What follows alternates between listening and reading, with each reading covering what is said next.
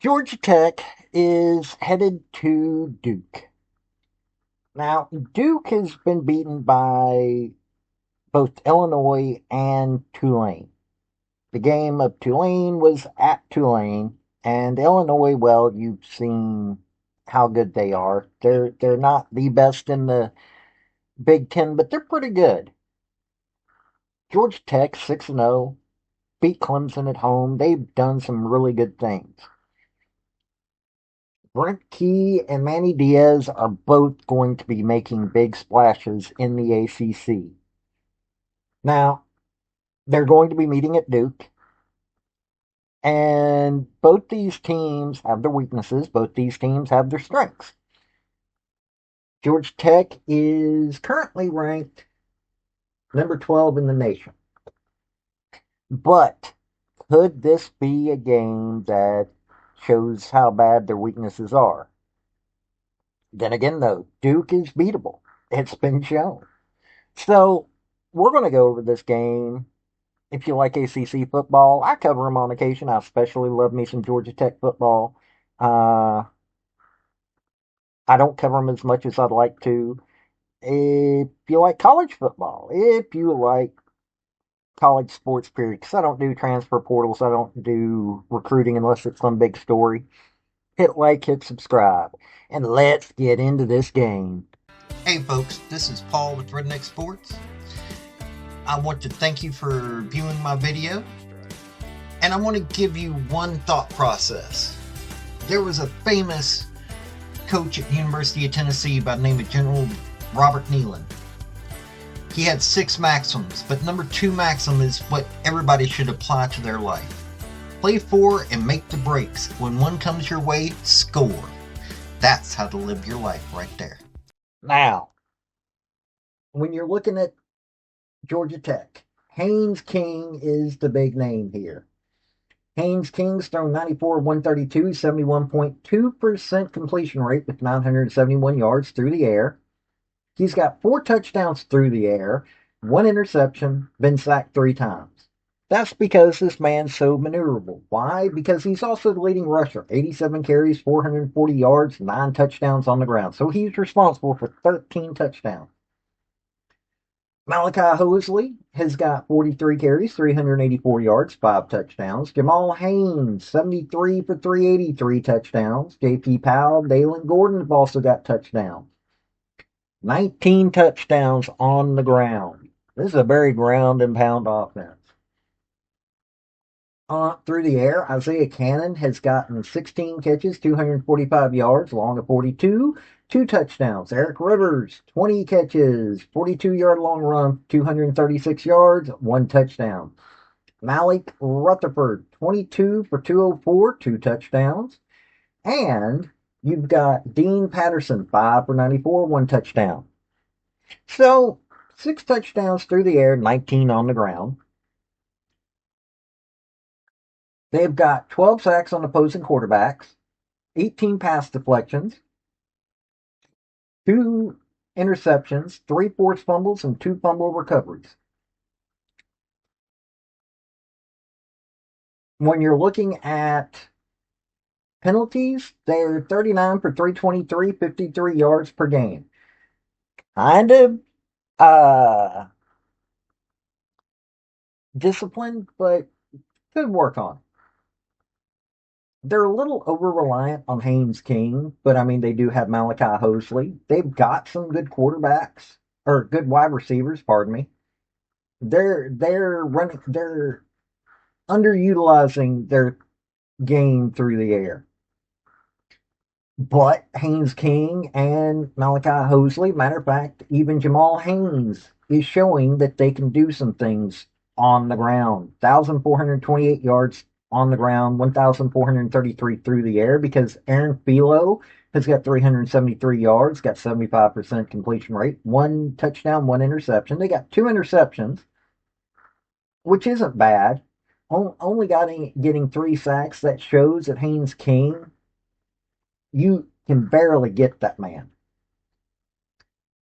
It's a good team, but they have, over reliance on the ground game. If that gets shut down, what are they going to do? 12 sacks, 2 sacks per game, not bad, not awesome compared to a lot of teams. 18 pass deflections and 2 interceptions. They've got a not bad uh, pass defense. I mean, you're taking a look at Kyle Effort's got 35 tackles, 1 sack, 2 pass deflection. Clayton Powell lead that Kyle Effort's a linebacker. Clayton Powell leads defensive back, 28 tackles, 1 pass deflection, 1 forced fumble. EJ Lightsey's got 27 tackles. He's a linebacker, defensive back Omar Daniels, 22 tackles, 1 interception. So they're doing what they need to do at the lines. They got a quarterback that doesn't need the line to be ultra solid, but they're not doing as well when it comes to the defensive line. They're not bad, they're just not doing as much as they need to. Their pass defense, though, is pretty stout. So they're a good team overall. Now, when it comes to Duke, Darian Menza, the former Tulane player, one of the reasons why Tulane was looking to beat them, 143 of 205, 1,838 yards through the air, 69.8 completion rate. Uh, got 15 touchdowns through the air, 2 interceptions, really not bad. 12 sacks, though. They're not holding that line that well. Nate Shepard's leading rusher, 56 for 447, 4 touchdowns. Anderson Castle, 42 carries, 263 yards, a 66-yard long run, 6 touchdowns. So Nate Shepard's got a 49-yard long run. Jaquez Moore's got 34 carries, 170 yards, 1 touchdown. And Peyton Jones has got a touchdown. They got 12 on the ground. They're not doing bad at all. But through the air, Cooper Barkate's got 26 catches, 475 yards, 4 touchdowns, 46-yard long run.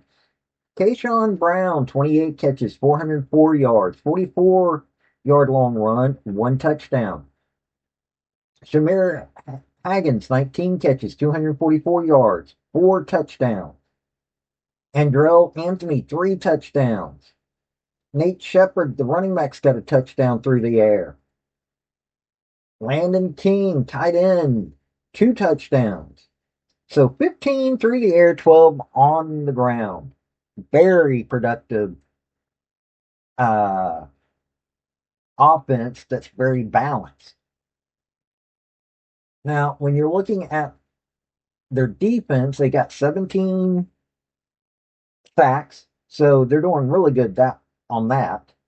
14 pass deflections, 8 interceptions. Now think about that. They don't just deflect passes; they catch them.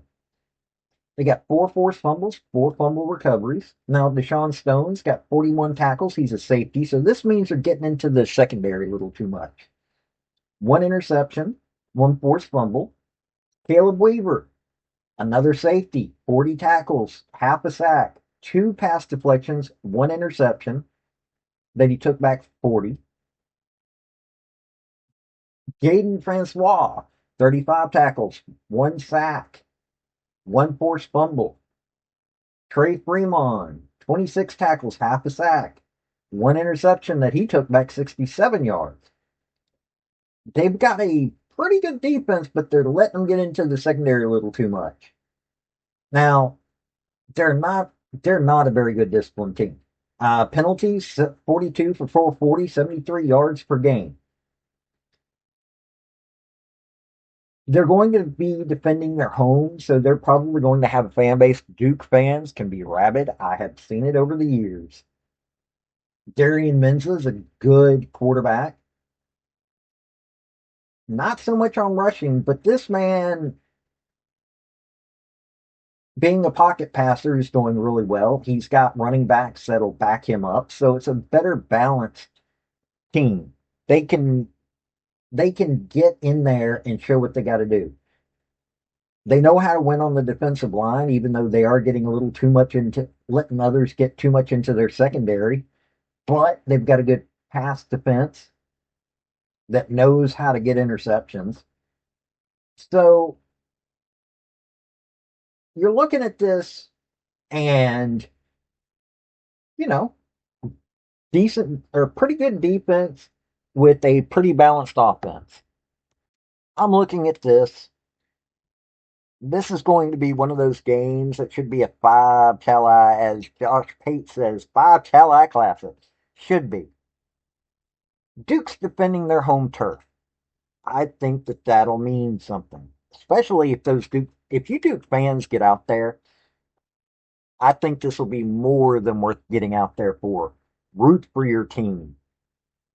I really do think that Duke has a shot at winning this game. Now, the experts are saying they're 1.5 point favorites. Georgia Tech hasn't quite faced that many good teams yet. So they haven't been fully tested. Duke, on the other hand, has faced two really good teams that they've lost to, and they've faced a few other decent teams. I'm thinking Duke can win this game. I really do. I'm not saying that Georgia Tech ain't going to get in there and show that they can be what they are. But looking at this right now, considering how balanced the Duke offense is, how decent the defense is, I think that Georgia Tech's going to be a little outclassed here. Not saying anything. I love me some Georgia Tech Yellow Jackets. I want the Georgia Tech Yellow Jackets to win this game, but like I said, I'm thinking Duke's going to win it. Georgia Tech's going to have to do everything they do at a better level. And they've shown they can do it. But is it going to be enough? We'll see. This has been Paul with Redneck Sports. Y'all have a good day now. Bye. I want to thank you for watching my video. And if you like what you saw, like, subscribe, and comment. Y'all have a good day now.